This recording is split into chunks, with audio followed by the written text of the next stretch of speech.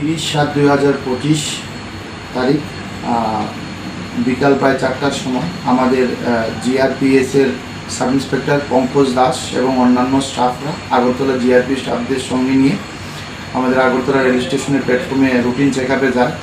ওই ডিউরিং ওই চেকিংয়ের সময় আমরা দুজন যুবতী, যাদের একজনের নাম বর্ষা দেববর্মা, আরেকজনের নাম সানিয়া দেববর্মা, ওদের উভয়ের বাড়ি আগরতলা শিরাইমনপুর এলাকায়।